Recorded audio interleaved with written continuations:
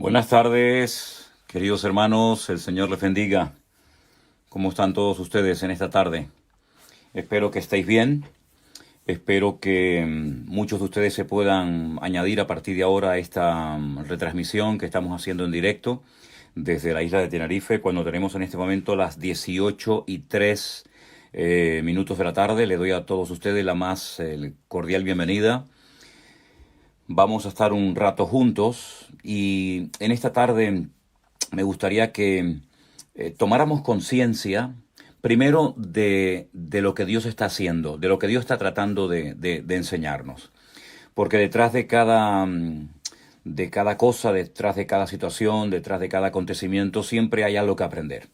Y yo creo que en esta ocasión la iglesia, los cristianos, los hijos de Dios, como nunca antes, deberíamos estar pendientes de las lecciones espirituales, de las cosas que el Señor nos está tratando de mostrar y de enseñar con toda esta situación del famoso coronavirus que ustedes ya saben que está sucediendo.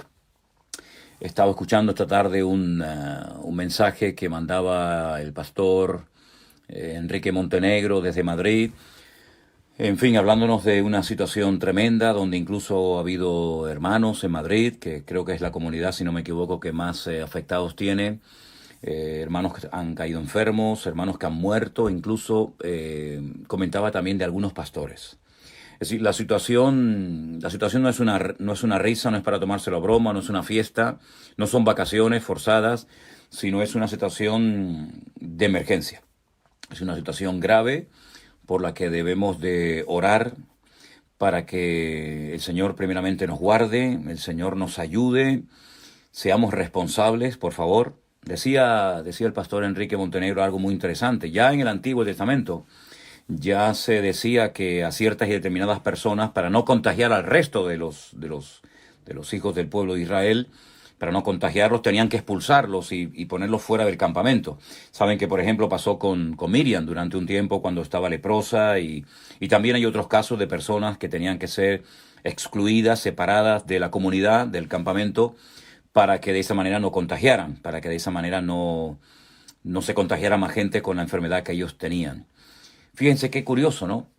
Un Dios que los había sacado de Egipto con mano poderosa, con unos milagros realmente espectaculares, por cierto, únicos e irrepetibles en la historia de la humanidad.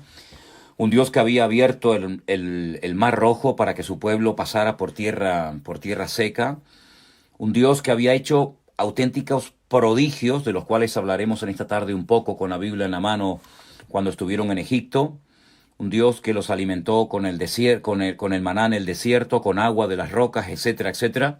Y sin embargo, a los que contraían ciertas y determinadas enfermedades se les decía que los sacaran fuera del campamento.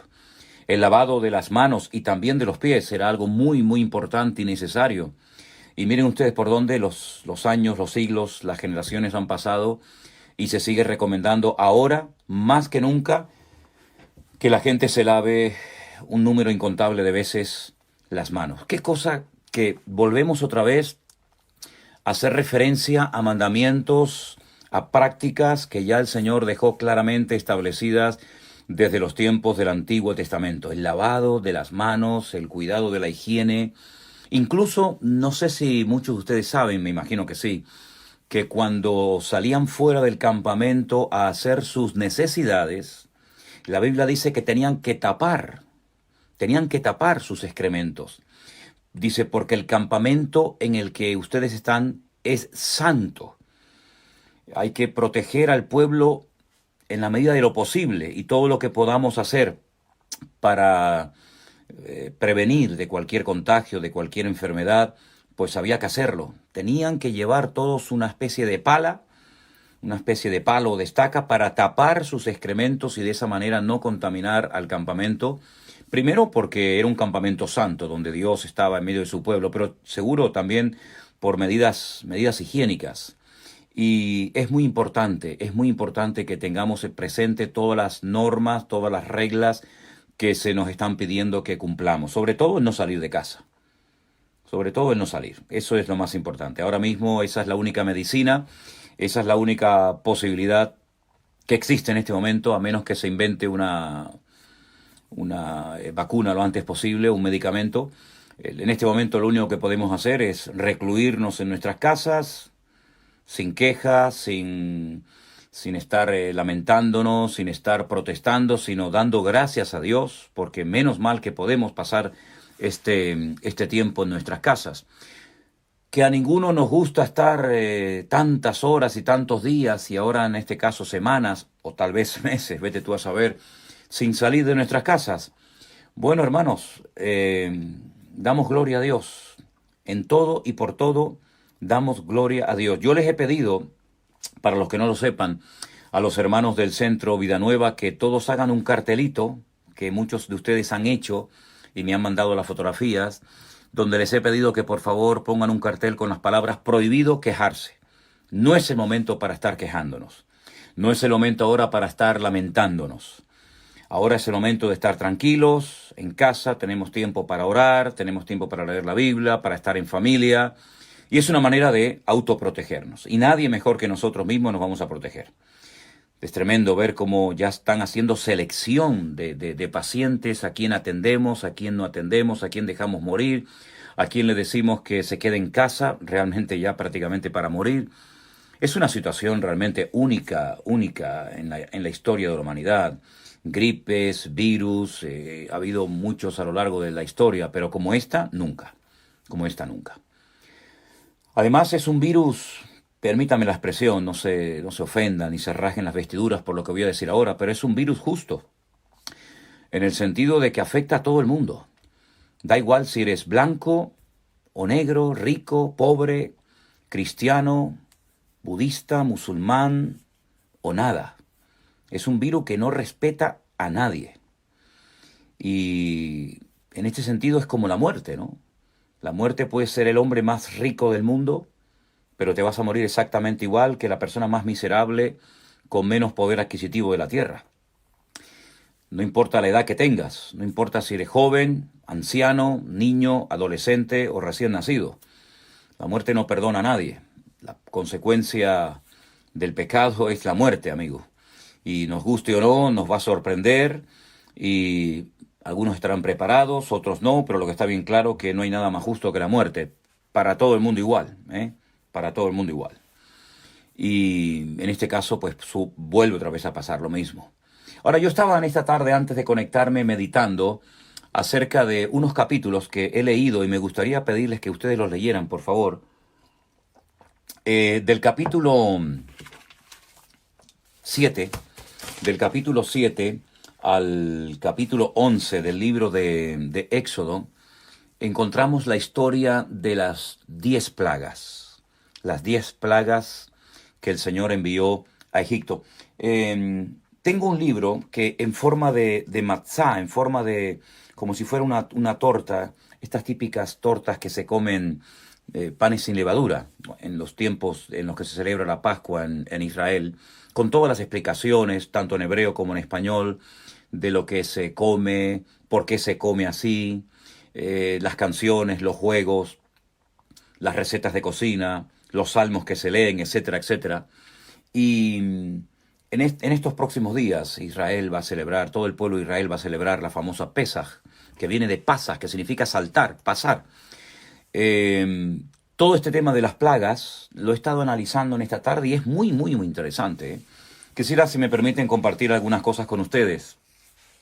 Cada plaga, fueron 10. Cada plaga humillaba a una deidad que supuestamente estaba para proteger a Egipto de langostas, había deidades que protegían a los animales, al mismo faraón, al río Nilo, etcétera, etcétera. Pero las deidades de Egipto, a la hora de la verdad, no sirvieron prácticamente para nada ninguna de ellas. Los dioses que tenían que proteger al país hicieron el ridículo. Dios desmanteló y humilló a cada uno de los ídolos, a cada uno de los dioses de los egipcios, incluido al mismísimo faraón, que se creía que era un dios. Pues hasta el mismísimo faraón fue humillado. Yo creo que el que más fue humillado y el peor que lo pasó fue faraón. porque se dio cuenta de que él no era tan Dios y tan divino como decía que era. Las plagas que mandó el Señor a Egipto, repito, desde el capítulo 7 al 11 del libro de Shemot o el libro de Éxodo, me gustaría pedirles que lo leyeran, son muy interesantes, demostraban el poder de Dios. Dios estaba controlando la situación desde el minuto 1 hasta la salida de Israel de Egipto. Dios sabía lo que iba a ocurrir, de hecho, a través de Moisés y a través de Aarón, le comunicaban al faraón en todo momento lo que iba a ocurrir. Algunas plagas, hay que decir para hacer honor a la verdad, algunas plagas, sobre todo las primeras, pudieron ser un tanto imitadas por los hechiceros y por los brujos que tenía en la corte el faraón. Pero llegó un momento en el que se dieron cuenta de que todo aquello era producto de un Dios mucho más poderoso que lo que ellos tenían, y se dieron cuenta de que tenían que pedir oración. De hecho, el faraón pide en varias ocasiones oración.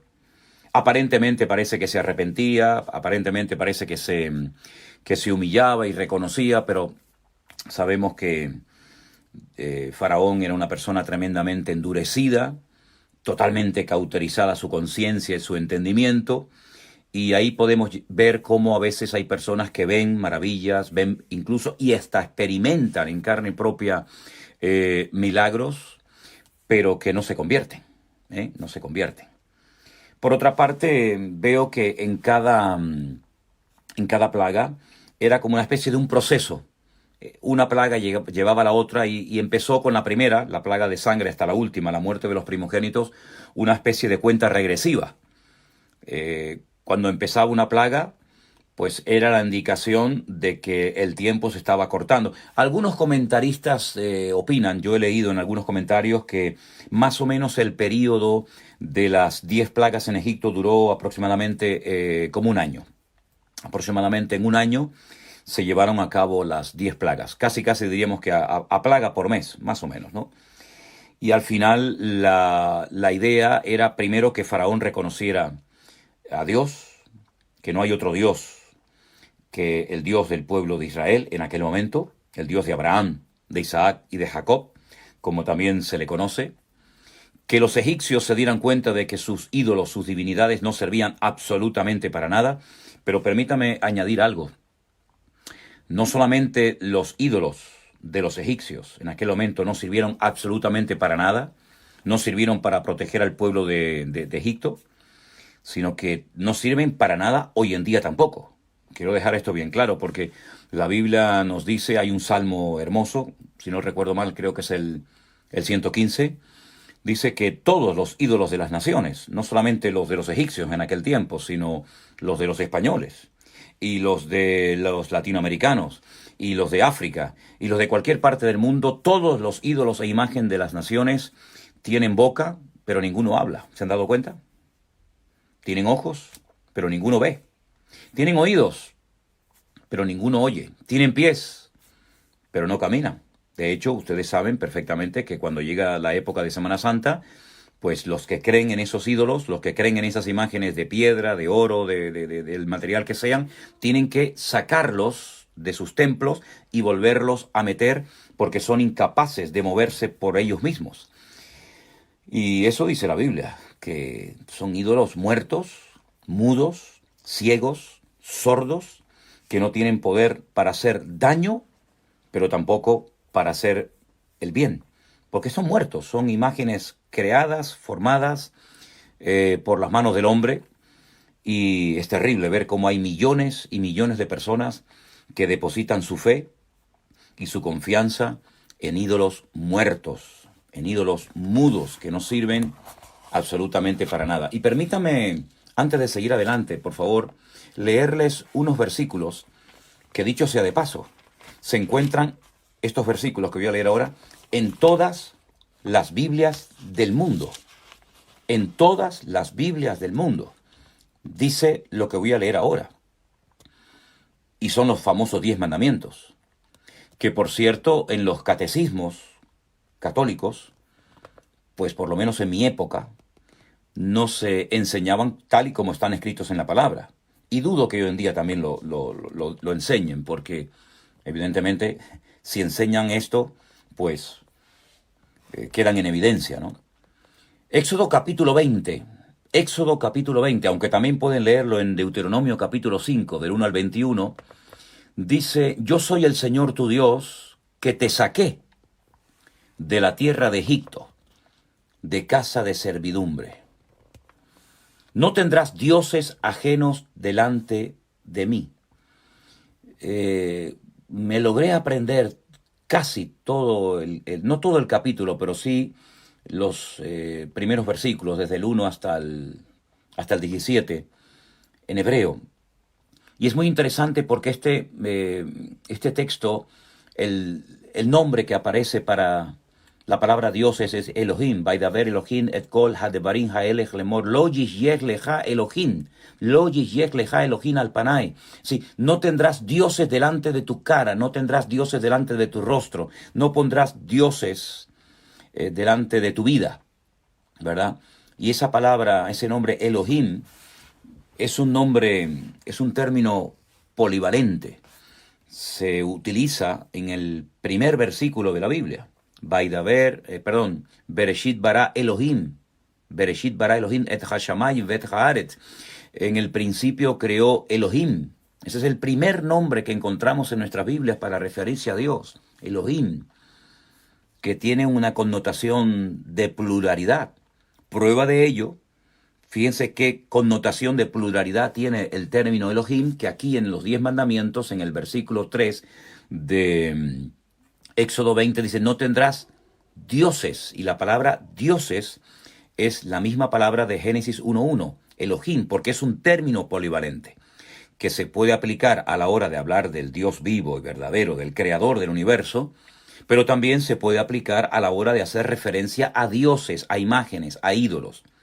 Y es un término, como es polivalente, acabo de decir, también se emplea a la hora de la reunión de los jueces. Dios habita en la reunión de los dioses, dice uno de los salmos.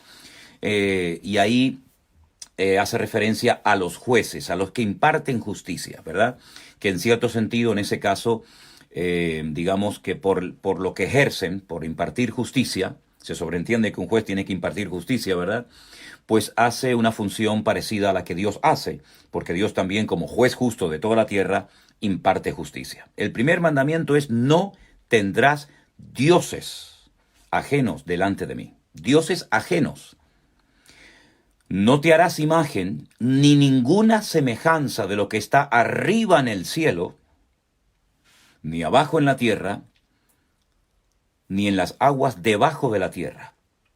Totalmente prohibido fabricar, construir, hacer imágenes, esculturas y postrarnos ante ellas, porque dice el versículo 5, no te inclinarás a ellas, ni las honrarás, ni postrarse, ni rendirle culto, ni postrarse, ni prestarle ningún tipo de honra, ningún tipo de reconocimiento o de honor. Dice, porque yo soy el Señor tu Dios, fuerte, celoso, que visito la maldad de los padres sobre los hijos hasta la tercera y cuarta generación de los que me aborrecen, ojo, de los que me aborrecen. Pero también dice la Biblia que ese mismo Dios hace misericordia a millares, a los que le aman y guardan sus mandamientos. Es decir, que no saquemos las cosas del contexto. Es uno de los versículos que muchas veces los han sacado del contexto y forman un pretexto.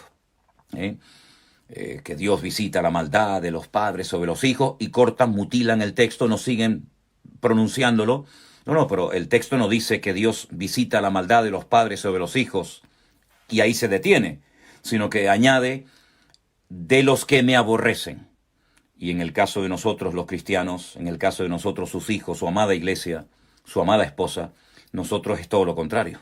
Nosotros no aborrecemos al Señor, nosotros lo amamos o intentamos amarlo con todo nuestro corazón, con toda nuestra alma y con todas nuestras fuerzas, como dice el famoso Shema, ¿verdad? Shema Israel, Adonai Eloheinu, Ve'ahavta Adonai Eloheja, Bechol levaveja, Uchol nafeja, Uchol meodeja, con todos tus recursos, con todas tus fuerzas, con toda tu capacidad, amar a ese Dios. Muy bien.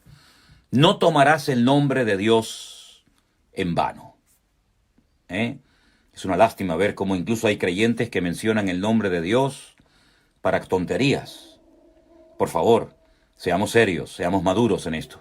No estemos mencionando el nombre de Dios por cosas que no vienen a cuento.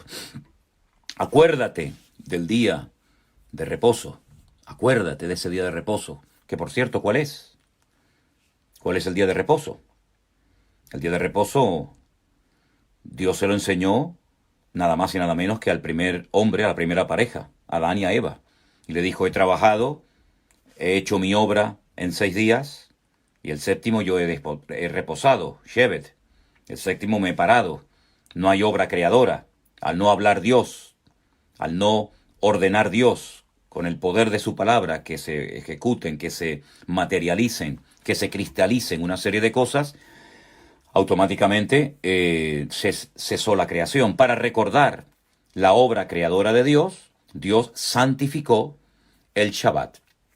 Dios santificó el último día y le dijo a Adán y a Eva, que no eran judíos, que no eran del pueblo de Israel, eran seres humanos, les dijo, el séptimo día hay que santificarlo, hay que apartarlo de una manera especial, ¿de acuerdo? 6 días trabajarás, harás toda tu obra. Es decir, aquí el Señor nos está enseñando un principio fundamental, saber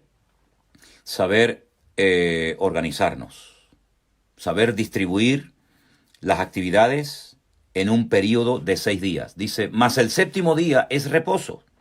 De ahí que se saluden hasta el día de hoy todos los judíos del mundo en el séptimo día con el famoso Shabbat Shalom, Shabbat Shalom, reposo y paz, o paz y reposo.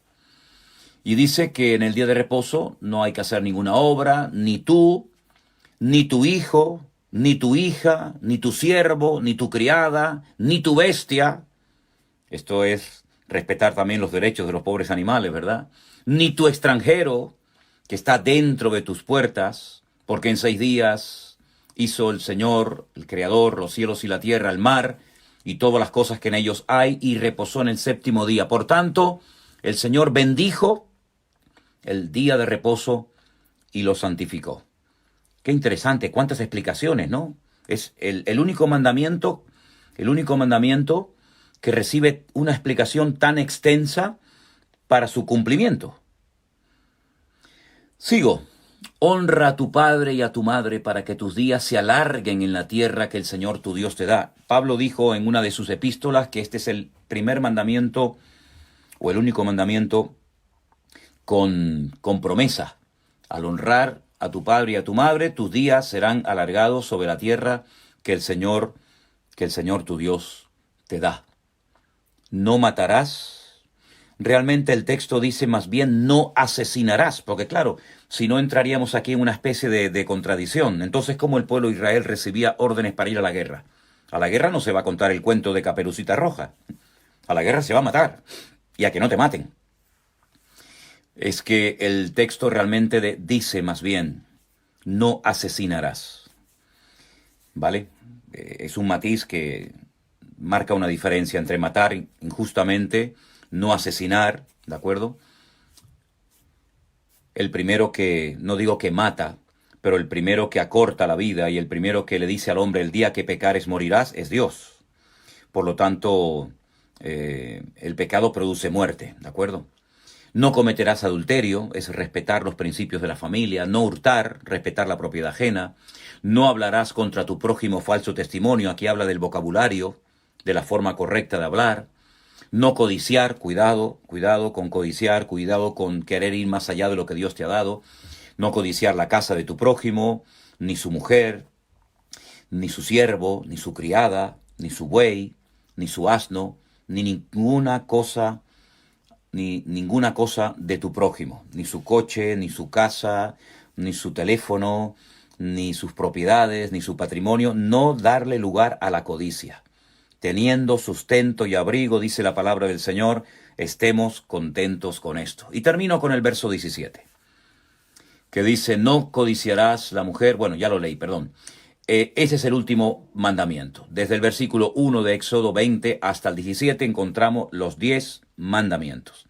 ¿Por qué en la iglesia, por ejemplo, en la iglesia católica, cuando asistíamos a ella o cuando estudiábamos en colegios de sacerdotes, por qué no se nos enseñó esto? ¿Por qué se decía en aquel tiempo, en el catecismo de mi época, que el primer mandamiento de la ley de Dios es amarás al Señor sobre todas las cosas y a tu prójimo como a ti mismo? ¿Por qué no se nos decía literalmente lo que dice la Biblia? Por si alguien se está preguntando y si alguien dice, bueno, pero esta es la Biblia evangélica, ¿no? Esta es la Biblia protestante, esta es la Biblia de ustedes, como dicen algunos, ¿no? La Biblia de ustedes, ¿no? Como si fuéramos una especie en peligro de extinción, una especie de extraterrestre. Esta es la Biblia de ustedes, ¿no? Pues no, señor. No, señor. Miren, aquí detrás mío, no sé si ustedes pueden ver, creo que sí, aquí arriba tengo un montón de Biblias. Y otras que tengo por otras partes. Miren, aquí arriba tengo yo un montón de Biblias de diferentes versiones y tengo varias Biblias que son Biblias, digamos, tal vez la expresión no es la correcta, pero para que nos entendamos, Biblias católicas, es decir, de editoriales católicas. Saben ustedes, o deberían de saber, que una de las Biblias que generalmente es la que se suele utilizar mucho dentro del mundo del sector del ambiente católico es la versión Nácar Colunga, así es como se conocen las versiones católicas. Pues en las versiones de la Biblia católica, ustedes si la tienen a mano pueden por favor buscar ahora mismo lo que les digo, vaya al segundo libro de la Biblia, empezando por el principio, ¿sí? Esto se llama el libro de Éxodo, libro escrito por Moisés, y usted va a encontrar los 10 mandamientos exactamente igual que como yo los he leído en esta tarde. La única diferencia que podrá encontrar es en cuanto al nombre de Dios, que en estas Biblias, digamos, de más uso dentro del mundo evangélico, aparece la palabra Jehová o el nombre Jehová, aunque hay una versión que es la versión de las Américas que suele traducir Señor, y en las Biblias más bien, digamos, católicas, dice Yahvé. ¿Cuál es la mejor versión? Bueno, mi recomendación es que de 1960 hacia adelante, no quiero ninguna. Créanme, no quiero ninguna. Se ha tratado de hacer versiones tan simplonas, tan accesibles a la gente, que a veces rebajan la profundidad del lenguaje bíblico. Mire, si usted no entiende ciertas y determinadas palabras, vaya a un diccionario e infórmese. Pero hay versiones de verdad que parecen tebeos. Hay versiones que rebajan tanto la profundidad del texto que sinceramente no las recomiendo. Las Biblias, versión católica, generalmente suelen tener una buena traducción. La Biblia Reina Valera no es una mala traducción. Vamos a ver, estamos hablando de que el Antiguo Testamento, que se llama en su idioma original la Tanaj, y ahora le voy a explicar por qué, espero no olvidarme, recuérdeme por qué al Antiguo Testamento se le conoce como Tanaj y nosotros le llamamos Antiguo Testamento. En el Antiguo Testamento, todo el Antiguo Testamento, salvo algunas porciones del libro de Daniel, etcétera, se escribió en el idioma hebreo. ¿Sí? El hebreo fue el idioma que el Señor escogió para que se escribiera todo el Antiguo Testamento. Y el griego, el Nuevo Testamento. ¿De acuerdo? Quisiera mostrarles algo que tengo por aquí. Esta tabla, no sé si se ve bien, no sé si la luz molesta un poquito. ¿La ven bien, hermanos? Aquí tienen ustedes las 22 letras del alfabeto hebreo, ¿sí? Originalmente, las Biblias en hebreo más antiguas se escribieron sin vocales. Realmente el hebreo bíblico, el Aleph Bet, efectivamente, el idioma bíblico, el hebreo antiguo, no tiene vocales. Fueron los masoretas los que después se encargaron de diseñar un sistema vocálico para la correcta pronunciación de los textos de la palabra de Dios, ¿sí? Es un idioma muy hermoso, un idioma que llevo muchos años, algunos años estudiando, me apasiona, es un idioma que me gusta muchísimo. Gracias al Señor he logrado aprender y a escribir en hebreo y digamos que también en el hebreo moderno, que es totalmente diferente al hebreo bíblico, no tiene nada que ver, digamos que me defiendo. y en estos 14 últimos años de mi vida he estado viajando muchísimo a Israel, 3, 4, 5 veces por año. Si Dios lo permite, en este año tendríamos que ir, pues si no recuerdo mal, me parece que son 6 o 7 viajes, que sea la voluntad de Dios. Me he dado cuenta de que el Señor, cuando hace las cosas, las hace bien. Y el idioma hebreo es un idioma muy rico, muy profundo. Y antes de que se me olvide y pase el tiempo, les voy a explicar por qué se llama el Antiguo Testamento Tanaj. Nosotros clasificamos el Antiguo Testamento, por ejemplo, en la ley, que son los primeros 5 libros de la Biblia. Tenemos los libros poéticos, ahí entra el libro de los Salmos, el libro de Proverbios, el Cantar de los Cantares. Tenemos algo que llamamos profetas mayores y profetas menores. No porque sean más importantes los mayores que los menores, ni mucho menos, sino por la extensión del documento que escribieron. Hay 12 profetas menores que escribieron menos cantidad, digamos, de texto, que por ejemplo Isaías, que escribió 66 capítulos, tiene su libro, o Jeremías. Bien, tenemos libros proféticos, libros históricos y tal. Pero el pueblo de Israel, los judíos, dividen el Antiguo Testamento, el Antiguo Testamento en 3. Torah, Nevi'im y Ketuvim. Torah, Nevi'im, Ketuvim. La Torah, que empieza por la letra Tav, que es la última del Aleph Bet, la última del alfabeto, para que nos entendamos del idioma hebreo, es la primera letra de la palabra Torah. La Torah son los primeros 5 libros de la Biblia, ¿vale? ¿Puede decirlo usted conmigo en español? Génesis, Éxodo, Levítico, Números y Deuteronomio. Esos son los 5 libros que forman la ley, la Torá, la instrucción de Dios. Eso fue lo que Dios le dio en el monte Sinaí al pueblo de Israel a través de Moisés, ¿de acuerdo? Entonces, ahí tenemos ya la T de la palabra Torá. A continuación tenemos una segunda clasificación que son los Nevi'im. Nevi'im es la palabra en plural de la palabra Neví, que es la palabra para profeta. Un profeta es un Neví. Nevi'im serían los profetas. Ahí hay una segunda clasificación. Y nos quedamos con la primera letra de la palabra Nevi'im, que es la Nun, la N para nosotros. Y vamos a la tercera clasificación. Ketuvim, que viene de la palabra ketuv, que significa escrito. Ketuvim, todo lo que termina en in, un dato interesante, todo lo que termina en in es terminación plural. Es el equivalente a la S, ¿vale? En nuestro idioma. Casa, la S, casas. Niño, la S, niños. Así sucesivamente. Bueno, todo lo que terminan con esa pequeña letra que se llama Yod y la Men Sofit, pues es siempre plural, ¿de acuerdo? Masculino plural. Bien. Entonces de ahí sacamos la palabra Tanaj, de la T de Torah, de la N o de la Nun de Nevi'im y de la Haf Sofit de la palabra Ketuvim, pero se escribe al final es la Haf. Entonces, Tanaj es el nombre que se le da al Antiguo Testamento. No sé si me estoy explicando, si les estoy aburriendo, pero si con un dedito así al aire me pueden indicar si me han entendido bien la explicación de por qué se llama el Antiguo Testamento Tanaj, se lo agradecería. Muchas gracias, muchas gracias. Madre mía. Vale, perfecto. A ver, escríbanme ahora ustedes cómo se llama el Antiguo Testamento en hebreo. A ver si lo han entendido bien. ¿Cuántos dedos? Gracias, hermano, gracias. Gracias. Aplausos de Miguelina.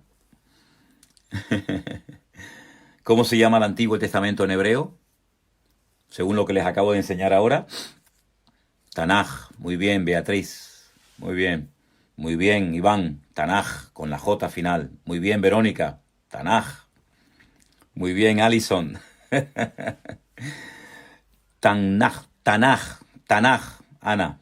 Tanaj, Melissa. Yasmi también. Tanaj, exactamente. Tanaj.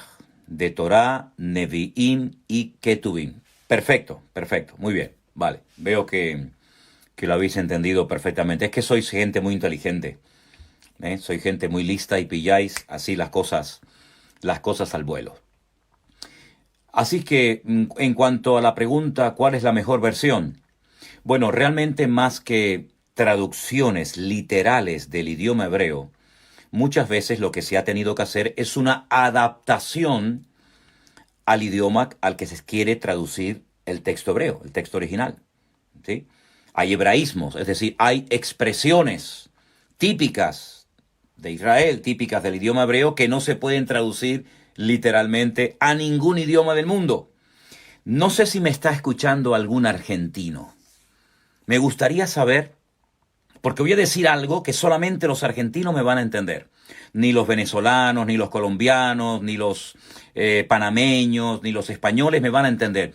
¿Hay por casualidad conectado algún argentino? Voy a esperar a ver si me sale en la pantalla si hay algún argentino o alguna argentina que me esté escuchando, que me esté viendo en esta tarde, para que vean lo que estoy tratando de mostrarles acerca de cómo a veces hay que adaptar el idioma más bien que traducirlo literalmente, lo cual es totalmente imposible. Vamos a ver, estoy esperando a ver si me escribe a alguien, si es un argentino. Vamos a ver si hay algún argentino en línea. No me digan a mí que no hay ningún argentino, no lo puedo creer. Los argentinos son omnipresentes, están en todas partes.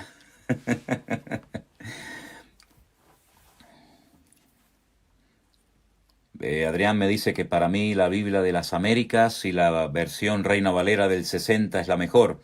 Matías está aquí. Bueno, mi yerno. Bueno, gloria a Dios. Por lo menos hay un argentino. Por lo menos hay un argentino. Sí, desde Argentina, Andrea, Jacqueline. Gracias. Perfecto. Buenas tardes a toda la familia. Jorge Ramón. Los argentinos utilizan, por ejemplo, la siguiente expresión.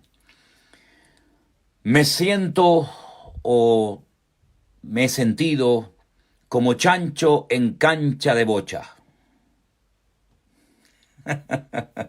Como chancho en cancha de bocha.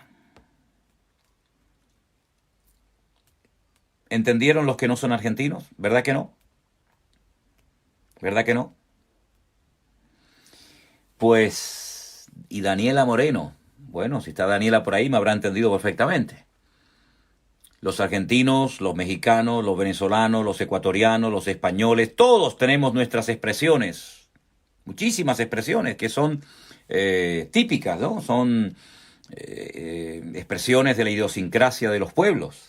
Me sentí como un estúpido, me sentí fuera de lugar, me sentí mal en ese sitio, metí la pata, etcétera, etcétera. Son distintas expresiones, ¿no? Me sentí como chancho en cancha de bocha, como un cerdo en el terreno donde se juega a las bolas criollas o a la petanca, como lo llaman en algunos lugares, ¿se dan cuenta?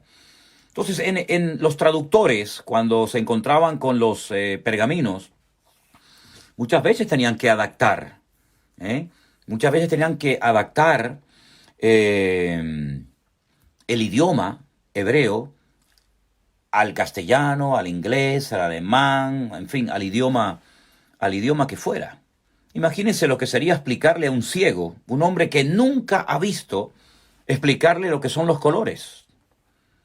Le puedes explicar a un ciego lo que es una silla, la puede tocar, lo que es un animal, pueden tocar las facciones de la cara de una persona, pueden oír el ruido de un avión volando, o la sirena de una ambulancia, de un coche de bomberos. Pero ¿cómo explicarle a un ciego lo que son los colores? Si es que no ha visto nunca ninguno, no sabe lo que es el blanco, el negro, el amarillo, el rojo, el azul. Se le puede decir, mira, el mar es azul, pero como si no le dijeras nada. La bandera de España o la bandera de Japón o de Argentina o de Estados Unidos tiene estos colores. No te va a entender, no te va a entender, porque le estamos hablando con unos términos y con unos conceptos que no puede entender, porque para un ciego los colores no existen. ¿Se da cuenta? Entonces la Biblia que tenemos nosotros, gracias al Señor, no es una mala traducción, ¿vale? Está muy bien, está bien, no está mal. Hay algunas cosas que se pueden, no digo corregir, pero hay que explicarlas Pero no hay necesidad de dar tantas explicaciones a lo mejor en el hebreo, porque el hebreo con el término que se utiliza automáticamente se entiende. Ahora, los libros incluso de la Biblia, no todos, pero muchos libros de la Biblia en hebreo tienen un nombre completamente diferente que el que tiene, por ejemplo, nuestras Biblias en español, en castellano. Por ejemplo, el primer libro de la Biblia, nuestra Biblia se llama Libro de Génesis. En hebreo, el primer libro de la Biblia, el equivalente al Génesis, es Bereshit. Porque Bereshit es la primera palabra que aparece en la Biblia. Bereshit. Es una palabra compuesta por el verbo bara y shit. Y se juntan dos términos y se forma un concepto nuevo. Bereshit. La primera letra de la Biblia es la letra Bet. La B, que significa casa. Pero también la letra Bet, que es la segunda, esta que ustedes pueden ver aquí, concretamente esta, el equivalente al número 2, no solamente significa casa, sino que su valor numérico es 2, y también son 4 preposiciones. 4 preposiciones. Hay que escoger una para traducir la Biblia, ¿se dan cuenta? Entonces es un idioma que te da la posibilidad de poder incluso estudiarlo hasta letra a letra. No digo en todos los casos, pero en muchos casos hay términos que se pueden estudiar con una profundidad que jamás en español se podría hacer. Entonces el Señor escogió ese idioma para que se escribiera todo el Antiguo Testamento o todo la Tanaj, como les acabo de mencionar. Porque la palabra testamento, y sobre todo Antiguo Testamento, testamento realmente es algo que hace una persona que sabe que va a morir y que quiere dejar su última voluntad por escrito, ¿verdad? Y entonces en el testamento le dice quién se va a quedar con la casa, con el dinero, con los animales, con las propiedades, porque hace un documento que llamamos testamento, donde está su última voluntad, y entonces cuando muere el abogado o quien sea, abre el testamento de papá, del viejo, del abuelo, de quien sea, y entonces leemos la última voluntad, pero la última voluntad de Dios no fue el Antiguo Testamento, y aparte de eso no fue un testamento, fue más bien un pacto. Más bien fue un pacto que Dios hizo con una nación, con un pueblo llamado Israel, pero que en ese antiguo pacto ya se profetizaba, ya se hablaba de que algún día se haría un nuevo pacto. Habla de él el profeta Jeremías. El profeta Jeremías habla de ese nuevo pacto que lo realizó el Señor Jesucristo en su época, en la fiesta de Pesaj, en la ciudad de Jerusalén. Una letra es una palabra, en algunas ocasiones sí. Mónica Oviedo. Por ejemplo, la letra Bet significa casa. Bet Lehem, la casa del pan, o Belén, ¿verdad? Bet Jolim, la casa de los enfermos, es decir, el hospital. Bet Hayim, cementerio, o la casa de los vivos. Bet Knesset, sinagoga, o la casa de estudio. La letra Bet significa casa. La letra Ain significa ojo. Una letra, una sola letra, significa ojo. ¿Qué les parece? La letra P, con un puntito dentro, significa boca. Y fíjense que en el orden de esta tabla que les acabo de mostrar en esta tarde, la letra Ain, esta, está en primer lugar, y a continuación la letra P, porque primero hay que observar y luego hay que hablar. Si hiciéramos más caso, pues nos ahorraríamos muchos problemas. Pastor, ¿cuándo se escribió en hebreo? ¿Se podía hablar? No entiendo la pregunta. Pastor, cuando se escribió en hebreo, ¿se podía hablar en español? El hebreo es uno de los idiomas, por no decir el idioma más antiguo del mundo. Es el Lashon HaKodesh, es el lenguaje santo, el lenguaje de Dios. Mi opinión personal es que Dios utilizaba este idioma para comunicarse con Adán y Eva. Y Adán y Eva utilizaban este idioma para hablarse con Dios. La palabra de Dios la Tanaj, la Biblia, el Antiguo Testamento, ¿en qué idioma se escribió? La palabra de Dios, la palabra de Él, la palabra del Creador, ¿en qué idioma se escribió? En hebreo. Cuando Dios se la da a Moisés, no se la da en alemán, no se la da en inglés, no se la da en castellano, no se la da en guaraní, se la dio en hebreo, porque es la lengua, el idioma de Dios. ¿Dónde puedo tener la tabla de las letras hebreas? Bueno, yo hoy la voy a subir, la voy a subir, la voy a publicar. Yo no sé si los que están viendo ahora mismo, no sé si es bueno o un buen consejo lo que le voy a decir, sacar una foto de esta tabla, ¿podríais? Les doy tiempo para que saquen una foto de esta tabla, la separo un poco para que la veáis todas, las 22 letras del Aleph Bet. No se llama alfabeto, se llama Aleph Bet. Aquí tenéis del 1 al 9 las unidades. Aquí tenéis del 10 al 90 las decenas. Y en la última columna tenéis las centenas. ¿Vale? Cada letra sale al revés. Es un lío. Sale al revés. Yo después la voy a publicar. No os preocupéis. ¿Vale, Iván? No os preocupéis. Yo voy a ver si os puedo hacer voy a hacer una foto de esto. Porque claro, me imagino que para vosotros saldría al revés. No sé si habría que ponerlas así. Yo voy a publicar esta tabla con las letras hebreas.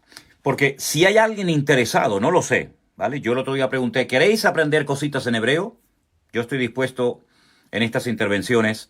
Sí, efectivamente, hay gente que en las clases de escatología ya la tiene, efectivamente. Yo dije, ¿hay alguna persona que quiera estudiar y aprender cositas en hebreo? Y muchos me dijeron que sí, ¿vale? Entonces, nuestro hermano José María me las manda en un WhatsApp. Pues lo primero que tienen que aprender son las 22 letras del alfabeto hebreo. Eso es lo primero que hay que aprender. Sin esas letras, difícilmente podemos avanzar. Les puedo enseñar frases, les puedo enseñar los nombres de los libros, como por ejemplo Génesis, para los que están tomando nota, es Bereshit. El libro de Éxodo es Shemot, que es el plural de la palabra Shem, que es nombre, Shemot, nombres, porque sería la primera palabra importante del primer versículo del Éxodo, Shemot. Estos son los nombres de los hijos de Israel. El tercer libro, el libro de Levítico, es Vaikra. Vaikra literalmente significa y habló. El cuarto libro, que lo llamamos el libro de números, o número, siempre digo números, no sé, siempre digo números, sí, números, efectivamente, es Bamidbar, en el desierto. Fíjense qué nombre tan interesante, Bamidbar, libro de números, significa literalmente en el desierto. Y el último libro, ese libro que tiene ese nombre tan raro, Deuteronomio,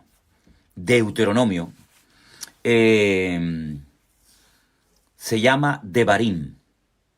Yo les dije antes que todo lo que termina en in es plural. Devarim, ¿de dónde viene? De Dabar, palabra. Devarim, palabras. Entonces tenemos Bereshit, primer libro. Segundo libro, Shemot. Tercer libro, Vaikra. Cuarto libro, Bamidbar, en el desierto. Y quinto libro, Devarim. Y esos 5 libros, la Torá, la ley, nosotros lo conocemos como el Pentateuco, que viene de 5, ¿sí?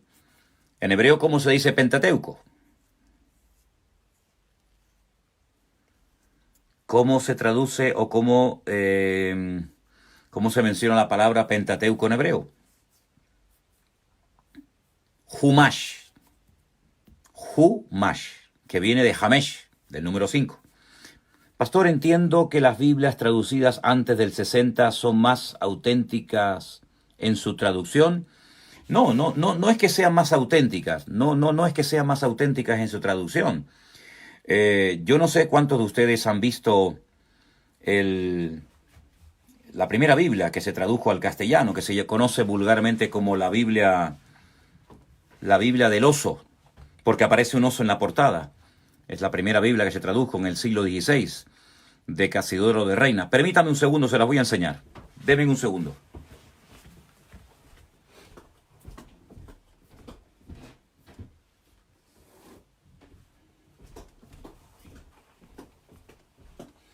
ya estoy aquí con todos ustedes. Este es un facsímil de la Biblia del Oso. ¿Lo veis ahí? La Biblia de Casidoro de Reina, del año 1569. Esta fue la primera Biblia que se tradujo al castellano por Casidoro de Reina. Todo. La Tanaj, el Antiguo Testamento y el Nuevo Testamento. Es una hermosura, realmente es una preciosidad esta Biblia.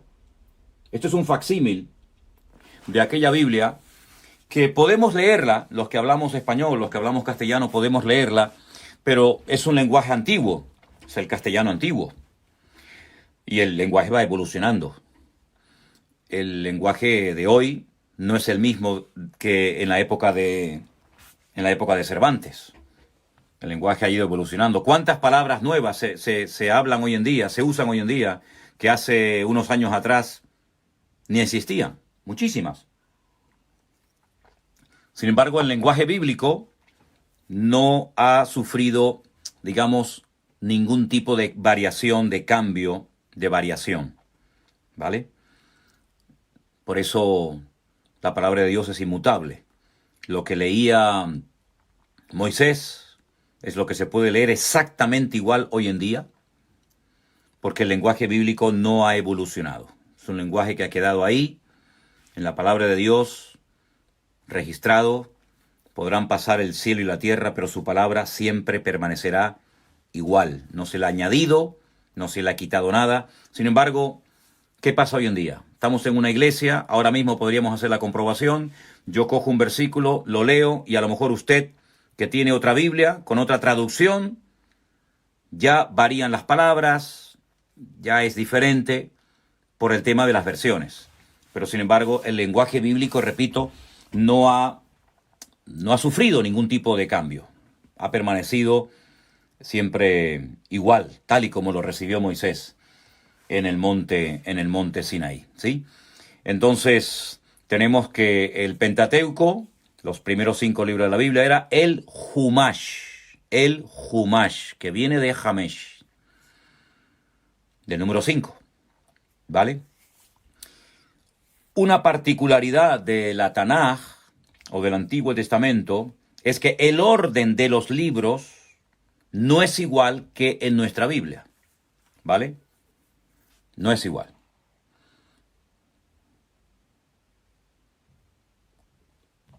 Entonces, el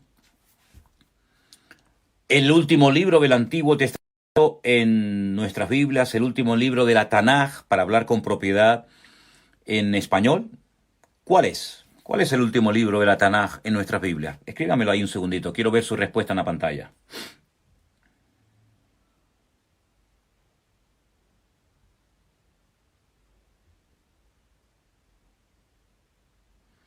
¿Cuál es el último libro de la Tanaj o del Antiguo Testamento en la Biblia en español, la Biblia en castellano? ¿Cuál es? Malaquías. Muy bien, Adrián. Muy bien. ¿Y cuál es la última palabra del libro Malaquías? Yo se la voy a decir.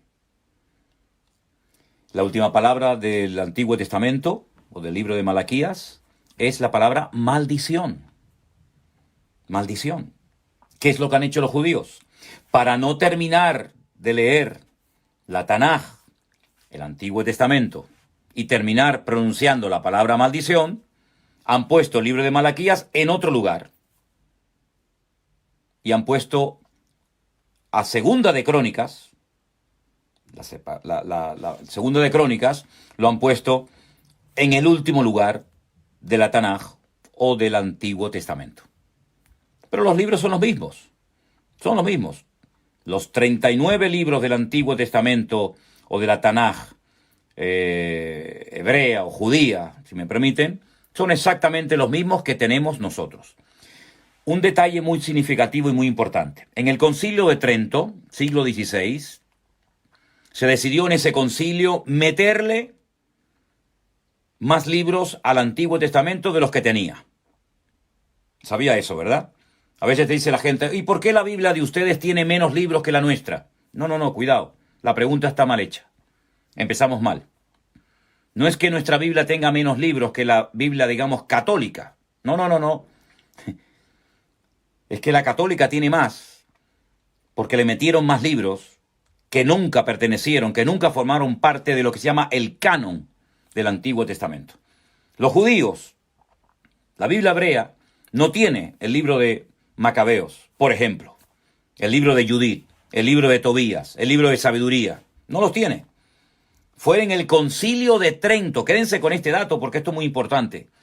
Fue en el Concilio de Trento, siglo XVI, cuando se le metieron 7 libros más al Antiguo Testamento, 72 en total tiene la Biblia, por así decirlo, católica, ¿no?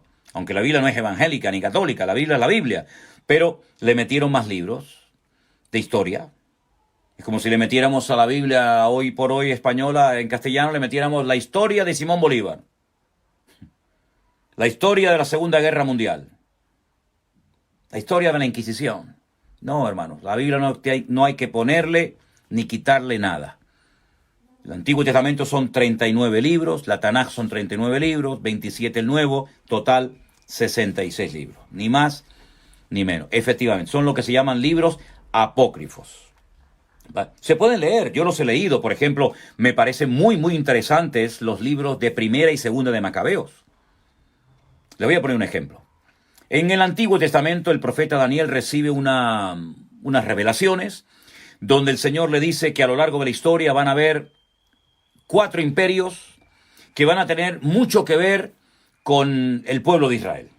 Habla de el imperio babilónico, el imperio de los medos persas, el imperio de los griegos y el imperio romano. Está claro, ¿verdad? Babilonia, Medo-Persia, Grecia y Roma. Cuando usted lee la Tanaj o el Antiguo Testamento, usted va a encontrar que se habla efectivamente, y vemos en la época de Daniel y de sus 3 amigos, vemos a los babilónicos, vemos a Nabucodonosor sitiando a Jerusalén, destruyendo el templo, etcétera, etcétera. Cuando cae el imperio babilónico, vemos que se levanta un segundo imperio, los medos persas. Los persas hoy en día serían los iraníes. Irán se conocía antiguamente como Persia, y están los medos persas, y los medos son los kurdos, los que todavía los pobrecitos piden un terreno, porque no tienen un lugar. Cuando termina el imperio de los medos persas, se levanta un tercer imperio, el de los griegos, con Alejandro Magno, el famoso Alejandro Magno, que se divide en cuatro trozos, por así decirlo. Se reparten el territorio conquistado por Alejandro Magno, sus 4 generales. Y entramos al Nuevo Testamento y nos encontramos al César de Roma, a Poncio Pilato, etcétera, etcétera, en la época de Jesús. Es decir, usted en el Antiguo Testamento, en la Tanaj, no lee nada del imperio griego. Termina la historia del Antiguo Testamento, y entre el Antiguo Testamento, entre la Tanaj y el Berit HaHadashah, entre el Nuevo Pacto, hay un vacío de 400 años. ¿Sabían eso, verdad? 400 años hay entre el último libro, la última revelación profética del Antiguo Testamento, de la Tanaj, y el Nuevo Testamento, 400 años. ¿Qué pasó en esos 400 años? Silencio. Pero pasaron muchas cosas. Los griegos. ¿Dónde encontramos mucha información acerca de ese imperio? En los libros de Primera y Segunda de Macabeos. Por eso yo les animo a que ustedes los lean. No hay nada malo en leer eso, ni muchísimo menos. Van a recibir mucha información. El famoso y terrible Antíoco Epifanes, la profanación del lugar santísimo, etcétera, etcétera, etcétera. ¿De acuerdo? Ahí está el libro de Eclesiástico y otros libros que, como veo, ustedes conocen y seguramente habréis leído. Entonces, tenemos la Torá, los primeros 5 libros de la Biblia. Tenemos un grupo de libros que entran dentro de la clasificación de los Ketuvim, los escritos, y los Neviim, que serían los profetas. Estamos hablando única y exclusivamente de la Tanaj o Antiguo Testamento. Las Biblias de los judíos no tienen Nuevo Testamento. Sabía eso, ¿verdad? Yo tengo aquí una Biblia, permítame que pase por delante de la cámara. Yo tengo aquí una Biblia, no sé si se verá bien porque me parece que en la pantalla sale al revés. La compré en Jerusalén.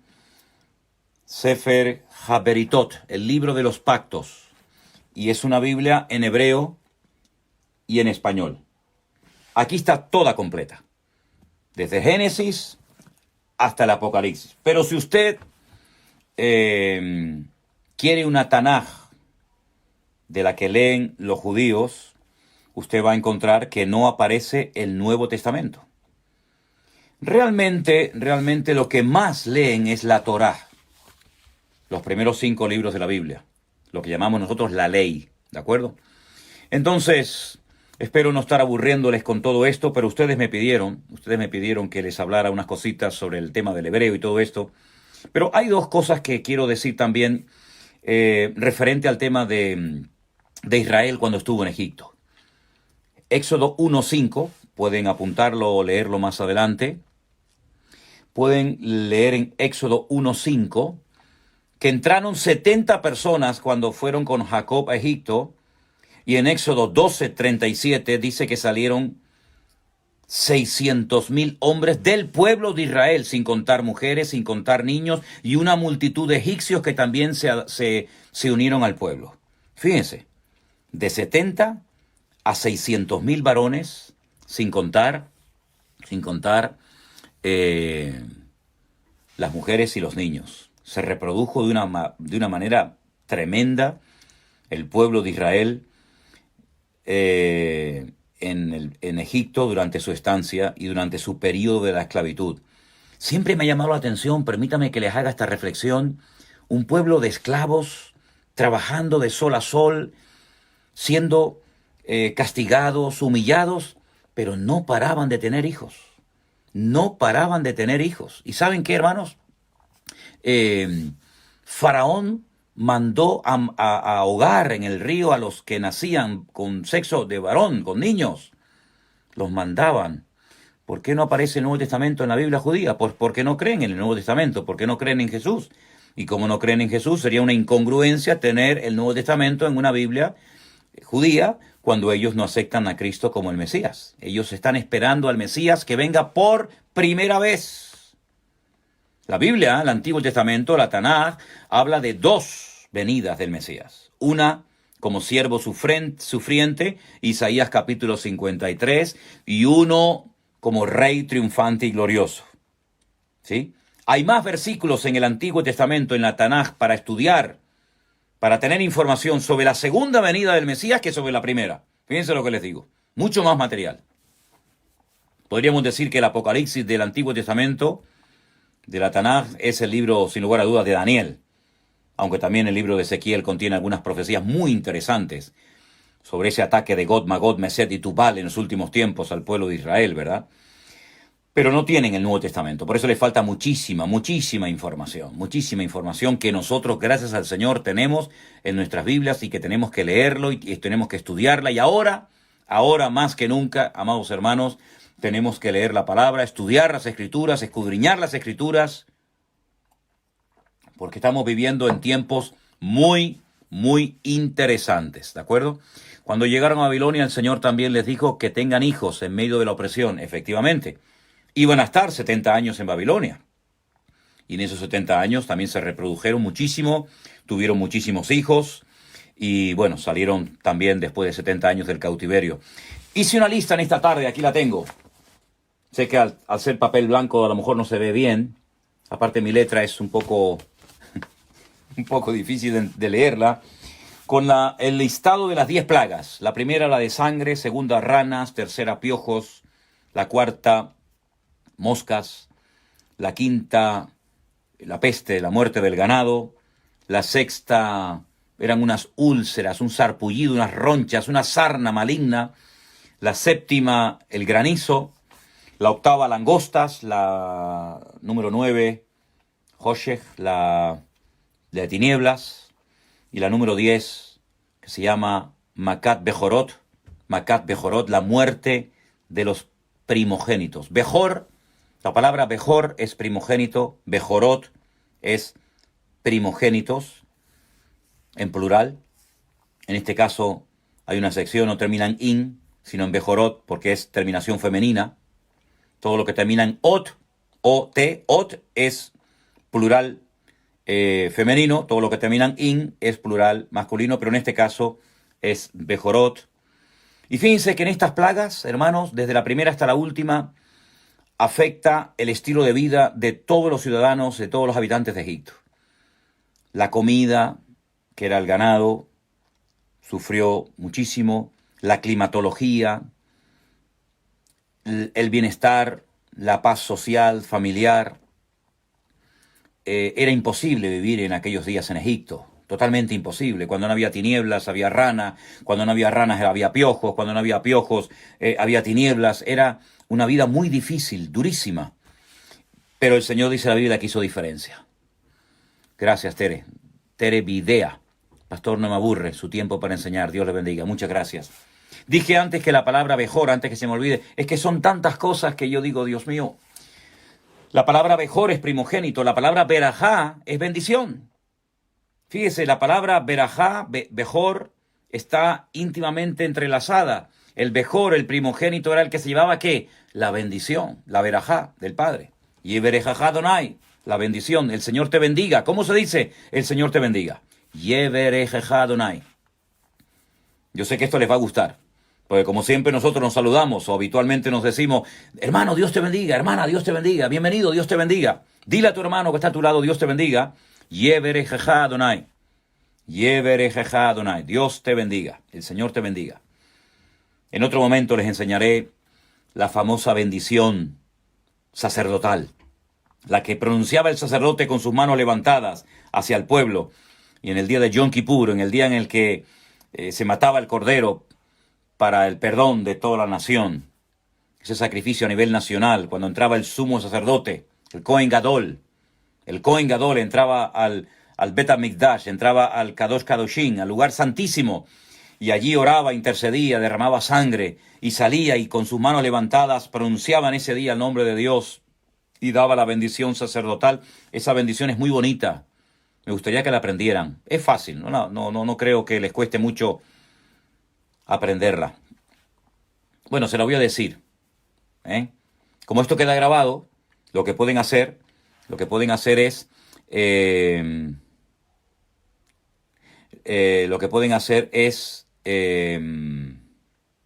el aeropuerto de Barajas tienen esa bendición.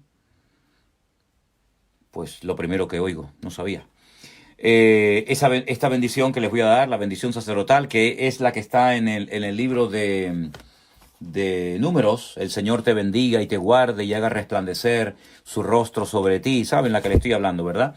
Pues esa bendición la pronunciaba el sacerdote en el día en el que él entraba al lugar santísimo y salía y decía, Yeberejeja Adonai Vishmereja, Yaer Adonai Panaf Aleja Vijuneka, Yisa Adonai Panach Aleja Veyasem Leja Shalom. Yeberejeja Adonai Vishmereja, Yaer Adonai Panach Aleja Vijuneka, Yisa Adonai Panach Aleja Veyasem Leja Shalom. Que el Señor te bendiga y te guarde y haga resplandecer su rostro sobre ti. Esa bendición tan linda que encontramos en el libro de Números. Esa bendición es muy linda, que ustedes la aprendan, que se la digan a sus hijos, que se la digan a sus esposos, a sus esposas, a sus hijos, que la compartan. Gracias, Jorge. Número 6, versículo 24. Número 6. Tengo una Biblia completamente nueva porque la mía se la regalé a un niño en Milán cuando estuve en febrero y aún está muy nueva y tengo que mojarme con saliva para poder mover las páginas. Aquí está, sí, efectivamente. Gracias, Jorge. Número 6, versículo 24. El Señor te bendiga y te guarde. Yeberejeja Adonai Vishmereja. El Señor haga resplandecer su rostro sobre ti y tenga de ti misericordia. El Señor alce sobre ti su rostro y ponga en ti paz. Por favor, pastor, explíqueme, ¿Dios aún tiene que restaurar a Israel? La restauración nacional del pueblo de Israel ya se ha producido. Ya existe un pueblo llamado Israel. Aquí detrás mío ven la bandera de Israel. Israel existe como nación hace 70 años.